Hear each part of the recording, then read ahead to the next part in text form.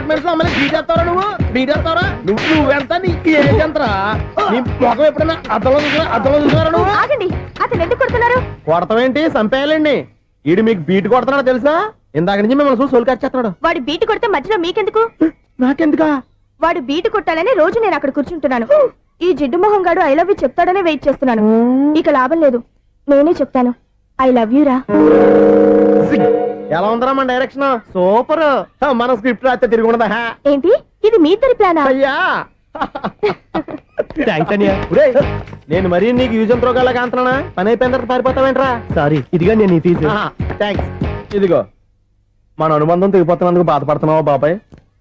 ఇంకో 1000 అనుబంధం పెంచేసుకుందాం. ఈ జన్మలో నీకు మళ్ళీ అప్పేమని రాయి. ఇదేం బతకండి? ఈ బతికే బ్రహ్మాండంగా ఉంది. ఎందుకే నువ్వెవరో ఆర్టిస్ట్ వా? ఎలక్ట్రీషియన్. ఇదిగో బిల్లు. నువ్వు బిల్లు ఇవ్వాల్సింది నాకు కాదు, లవర్ బాయ్. ఆడవడా?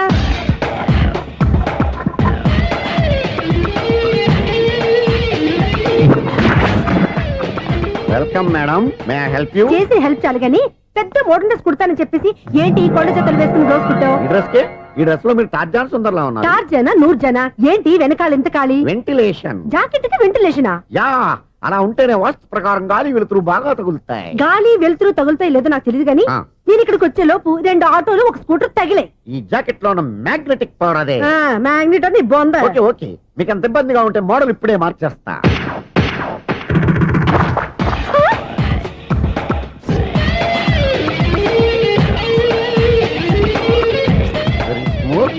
ఎక్సలెంట్. ఇప్పుడు వెనక్కి తిరిగి నా కళ్ళతో చూసుకోండి. నీ కళ్ళెందుకు? నా కళ్ళేవా? ఎంత చేంజ్ వద్దు, నోట్లో ఇవ్వండి. షూర్ నీ చేతుల్లో చాలా పంతరం ఉంది. చేతుల్లోనే కాదు, ఒళ్ళంతా పంతనమే. ఇదిగో ఈ 100 తీసుకో. ఇక మీద ఎప్పుడు నా బ్లౌజులు ఇలాగే కుట్టాను. ఓకే? యా. చూసావా మన టాలెంట్? వచ్చిన ఆడవాళ్ళందరినీ ఇలా మూడేసి అలా పడగొట్టేస్తున్నావు. నీ సూదికి ఇంక తిరగలేదా? కరెంట్ బిల్ అండి. కట్టేసి. నేనెందుకు కడతానండి? నేను ఎలక్ట్రీషియన్ ని. బిల్లు ఇవ్వడానికి వచ్చాను.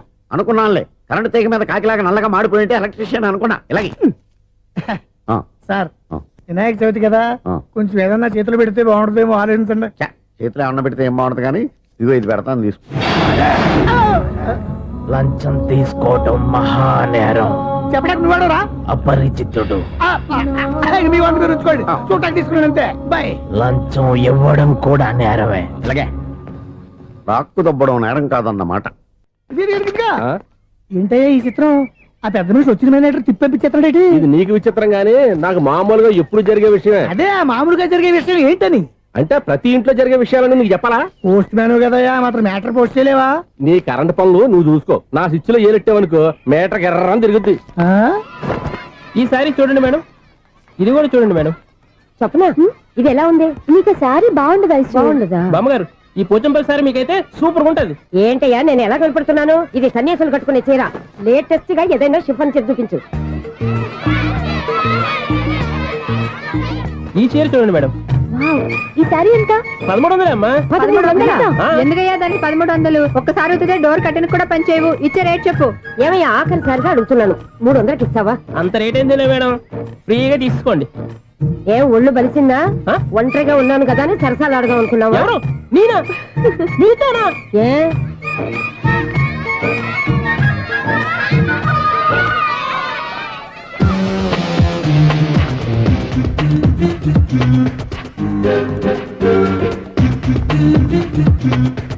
ఈ సారీ చూడండి మేడం. ఈ చీర చూడు, బాగుంది కదా?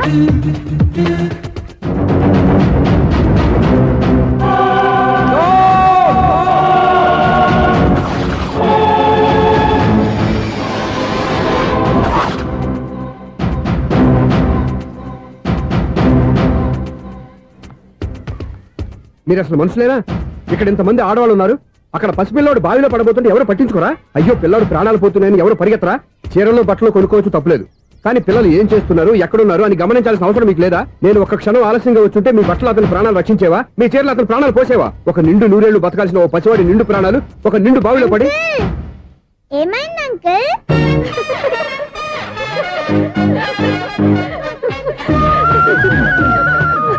అయ్యో బాబు, అది క్లోజ్డ్ బావి, వాస్తు కోసం అలా ఉంచాం. అది క్లోజ్డ్ బావి అయి ఉండొచ్చు, కానీ సపోజ్ అది ఓపెన్ బావి అయి ఉంటే, అదే డెప్త్ బావి అయి ఉంటే, ఆ పిల్లాడు చెవును అరిచి లోపల పడిపోయి ఉంటే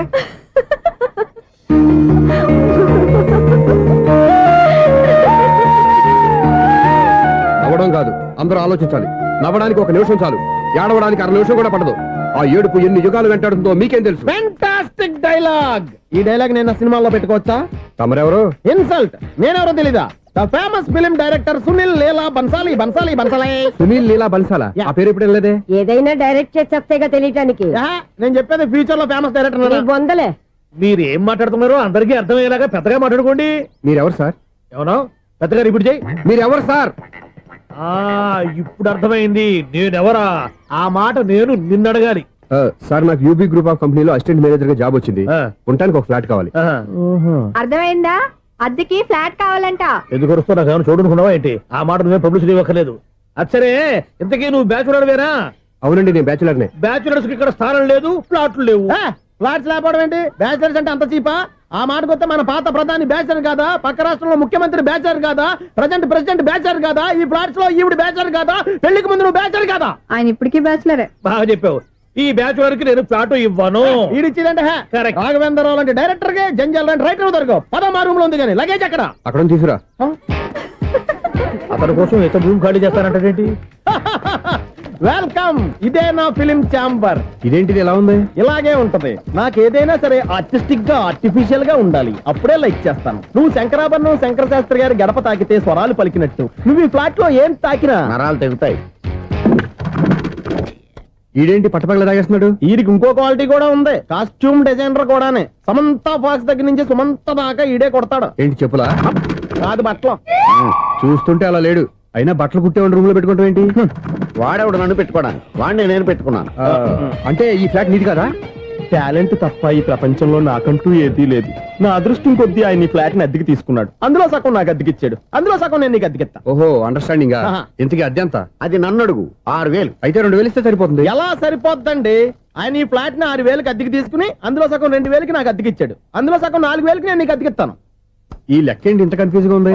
నీకే కాదు, మొదటి నుంచి వాడు నాకు కూడా అలాగే చెప్తున్నాడు. ఈ కన్ఫ్యూజన్ ఏమీ లేకుండా ఉండాలంటే 4,000 ఇచ్చేయండి, సరిపోద్ది. 4,000 మరీ టూ మచ్ గా ఉంది. అయితే 6,000 ఇచ్చేయండి. ఏయ్ సునీల్, చీకటి పడిందంటే ఊళ్ళో లైట్లు నిలిగితే నా కంటిలో లైట్లు ఆరిపోతాయి. నా కర్మ కొద్దీ ఈ వాచ్మెన్ ఉద్యోగం తప్ప వేరే ఏవి దొరకలేదు. రేచీకటి అని చెప్పారనుకో, ఉన్న ఉద్యోగం పోయి బతికే చీకటి అయిపోద్ది. అసలు ఇంతకీ లైట్ వెలుగుతుందా లేదా? అబ్బా, చెయ్యి కాలితే కాలింది, బలుబు వెలుగుతుందని మాత్రం తెలిసింది.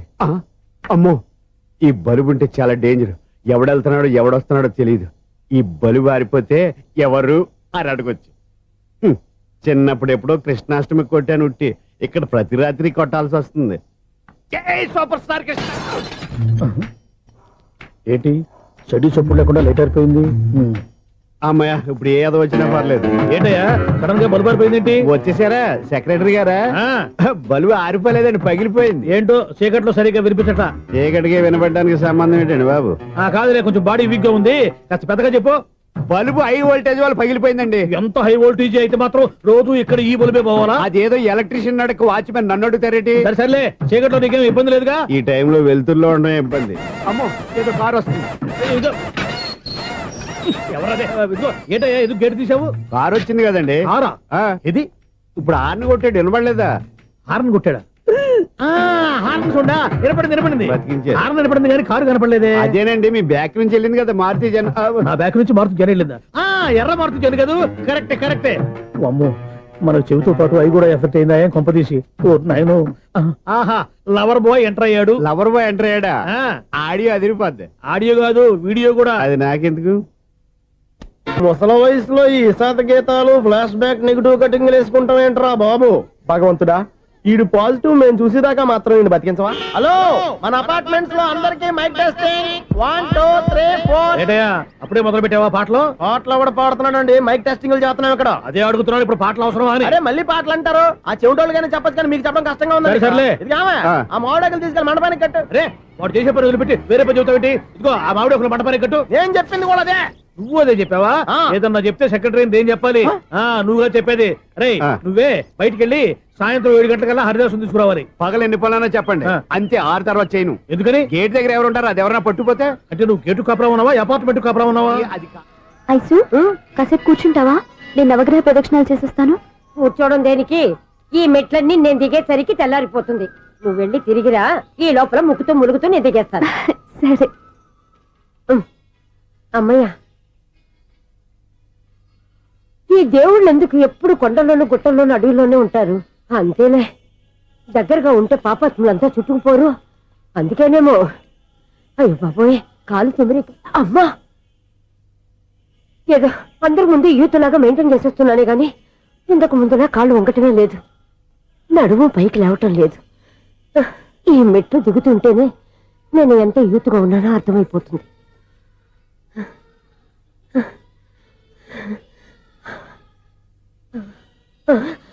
అయ్యో బాబాయ్, ఎన్ని మెట్లెక్కి మళ్ళీ దిగొచ్చానా? ఇంతకు ముందులాగే ఎన్ని మెట్లెక్కలేను గాని ఇక్కడి నుంచే దండం పెట్టుకుంటాను. ఆ బ్లెస్సింగ్స్ లేవు అక్కడి నుంచే పడి. ఈ వయసులో మళ్ళీ ఇన్ని మెట్లు నేను ఎక్కలేను బాబు. ఎందుకు ఎక్కలేరు? నువ్వా? మీ కోరిక నేను తీరుస్తాను బామ్మగారు. మళ్ళీ ఏం కొరివి పెట్టబోతున్నావురా? కొరువు కాదు బామ్మగారు, కోఆపరేషన్. హనుమంతుడు సంజీవుని పర్వతాన్ని ఎత్తుకెళ్ళి ఒక్కడికి కూడా కింద ఎట్టకుండా ఎత్తుకెళ్ళిపోతా. అయ్య బాబోయ్. ఏయ్, నన్ను దింపండి రా, నా మాట వినండి రా. హెల్పింగ్ విషయంలో నేను ఎవరి మాట విన్నాను. నేను కూడా. ఎవరే సీతయ్యానికి దండం పెడతాను రా. అబ్బా బామ్మగారు, ఎన్నిసార్లు చెప్పాలి నా పేరు సూర్య అని? ఏదో ఒక ఆర్య, నన్ను దింపండి రా, మీకు పుణ్యం ఉంటుంది. మధ్యలో దింపేస్తే మాకు పాపం వస్తుంది. ఒరే, మిమ్మల్ని మెట్ల మీద నుంచి తోసేయ్యా, నన్ను వదలండి రా. చూసావా బెదరు, పండు ముసలి కదా అని పందిలో మోసుకెళ్తుంటే భోజనం వేసుకుని ఇష్టం తిట్టేస్తుంది. బామ్మగారు, నోరు మూసుకుని రామారామ అనుకోండి. నోరు మూసుకొని రామరామని ఎలా అనమంటావు? మేము నోరు మూసాం, మీరు మనసులో అనుకోండి. బామ్మ, వచ్చేసాం. వచ్చామండి. అబ్బా, చూసావా ఎంత ఈజీగా పైకి తీసుకొచ్చావా? ఇప్పుడు హ్యాపీయా? హ్యాపీయా కదా నువ్వు? అమ్మయ్యా, ఈ రోజుకి ఒక పుణ్యకారం పూర్తి చేసాం. ఇప్పుడు కూడా స్ట్రైట్ గా దేవుడి దగ్గర దింపేసేవాడు. కానీ ఈ కాస్త దూరం నడిస్తే నీకు పుణ్యం వస్తుంది కదా. ఇదిగో బామ్మగారు, లోపలికి వెళ్ళి మీరు ఒక్కళ్ళే దండం పెట్టుకోవడం కాదు, మా ఇద్దరు పేర్ల మీద కూడా 2 దండాలు పెట్టేసుకోండి.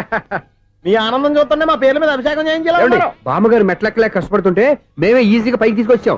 Helping nature, helping tendency. ముసలిదైనా బరువు బండి ఉందండి బాబు. ఐసు, నువ్వు కిందకి దిగాలి కదా, వాళ్ళు పైకి తెచ్చావంటారేంటి? కర్మ, అదేనమ్మా నా కర్మ. ఎంతో కష్టపడి ఒక్కొక్క మెట్ట కూర్చుంటూ పాక్కుంటూ ఆయాసపడి కిందకి దిగితే ఆ వెధవులు నన్ను తీసుకొచ్చి ఇక్కడ పడేశారు. వాళ్ళు ఎత్తుకొస్తూ ఉంటే నువ్వేనా వద్దని చెప్పొచ్చు కదా. నన్ను ఎక్కడ చెప్పనిచ్చారు? పైగా గట్టిగా నోరు మూసేస్తే చంటి పిల్లని తీసుకొచ్చి ఇక్కడ పడేశారు గాడిదలు. పైగా హ్యాపీ అంట హ్యాపీ. బాబోయ్, ఇన్ని మెట్లు మళ్ళీ నేను ఎలా దిగగలను? నా వల్ల కాదు బాబోయ్. అతని సారి వస్తే ఇలాంటి హెల్ప్ లేవి చేయొద్దని చెప్పు. ఎలా చెప్పును? వాళ్ళు ఏ టైంలో ఏ కారణం నుంచి వస్తారో కూడా తెలియదే. వాళ్ళు నన్ను చంపేదాకా హెల్ప్ మీద హెల్ప్ చేస్తూనే ఉంటారు. నేను చెప్పాను కదా ఐసు, వాడికి పెద్ద లూజ్ అని. నేనున్నాను కదా. అలాగే, వాళ్ళు వచ్చే లోపల మనం వెళ్ళిపోదాం. అయ్య బాబాయ్, ఆ బండారు వచ్చేస్తున్నాడు. Ice, ice, ice.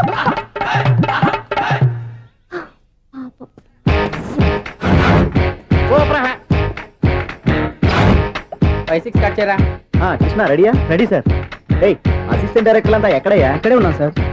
వెళ్ళి హీరో గారిని పిలవండి అయ్యా. అలాగే సార్. సార్ మీరే ఆడాలి. Sir short ready sir.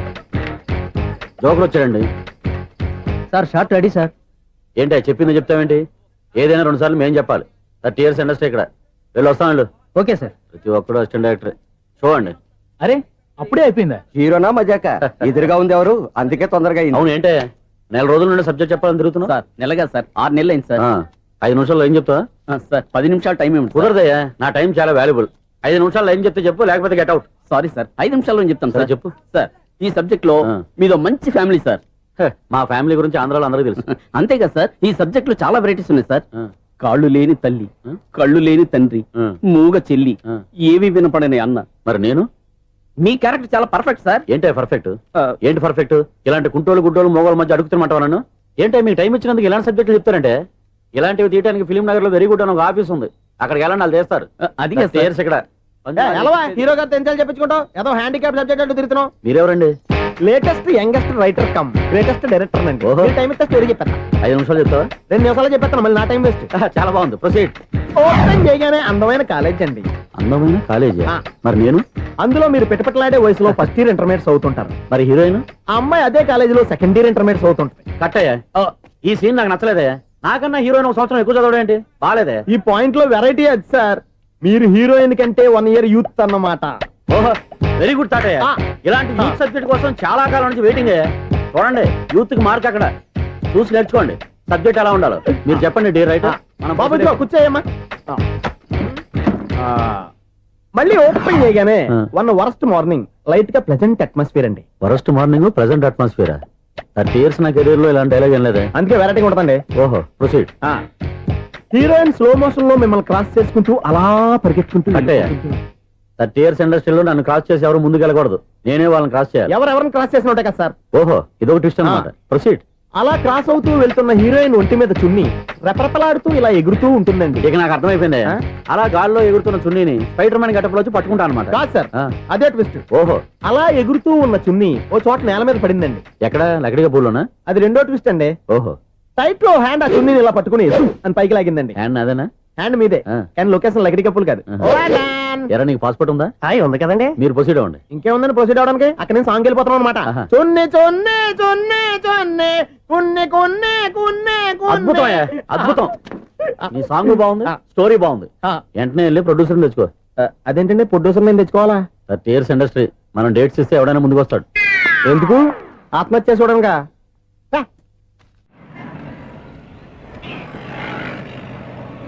Excuse me 17D bus వెళ్ళిపోయిందండి. ఇక్కడ ఎల్లో చూడిదార్ వేసుకుని ఒక పెద్ద ఫిగర్ లా ఫీల్ అయిపోతూ ఉంటది, అది ఉందా? లేదు సార్. అయితే బస్ కూడా వెళ్ళిపోయింది. ఏరా రోజు మా చెల్లిని టీస్ చేసి ఏడిపించేది నువ్వే కదరా?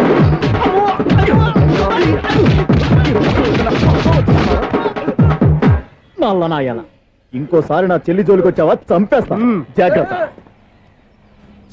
ఫోన్లే కదా అని మాట సాయం చేస్తే దెబ్బలు తినాలా? అందుకే ఈ రోజులు ఎవడో సాయం చేయట్లా. బాగా కుమ్మినట్టున్నారు. వద్దన్న మొహమాట పడి గట్టి కుమ్మేరు. బస్ వచ్చింది పద. చిల్లర ఉన్న వాళ్ళే ఎక్కండి, చిల్లర ఉన్న వాళ్ళే ఎక్కండి. నీ దగ్గర ఉందా? లేకగా మరి లేకుండా నువ్వెందుకు ఎక్కావు? దిగా. Right right. నువ్వు ఉండే ఈయంతో గొడవ ఏంటి? అభిడ్స్లో టికెట్లు ఇవ్వండి. ఎన్నో ఏండ్లు గతించిపోయినవి. ఇదిగోనయ్యా బల్బు, ఇదన్నా కొంతకాలం ఉంచుతావా రాత్రిగా పగల కొడతావా? అంత కరెక్ట్ గా ఎలా చెప్తారు సార్? రోజు ఉండే బ్రేకింగ్ ఇది. నేనేమన్నా కొత్త విషయం చెప్పానా? ఎలా చెప్పమంటారు సార్? మనుషులు 60,000 బతుకుతలేదు, ఏమన్నా అంటున్నా సార్? అక్కడ ఉన్నట్టుంటాను. ఏమంటావు? అదే ఎప్పుడు వెలుగుద్దో ఎప్పుడు మాడిపోతే ఎలా చెప్పగలను సార్? అందుకే కదా నేను నోరు తెరిచి ఆశ్చర్యపోయేది. ఆహా. సరే గాని ఆ. రోజుకో బలుపు ఎందుకు బయటపోతుందంట? చెప్పాను కదా ఎన్నిసార్లు చెప్పను. ఏంటే ఆ మాట ఎదురు చెప్పు. High voltage problem sir. ఆ మాట మెల్లగా కూడా చెప్పొచ్చాయా? హై వోల్టేజ్ అయితే ట్రాన్స్ఫార్మర్ పోవాలి, ఫ్యూజ్ పోవాలి, కానీ బల్బు ఎందుకు పోతుంది? అంటే కృష్ణాష్టమి రోజు ఉట్టి పగలు కొట్టినట్టు నేనే పగలు కొట్టేస్తున్నాను అంటారు. అది కాదయ్యా, నువ్వు కాకపోతే ఇంకో పని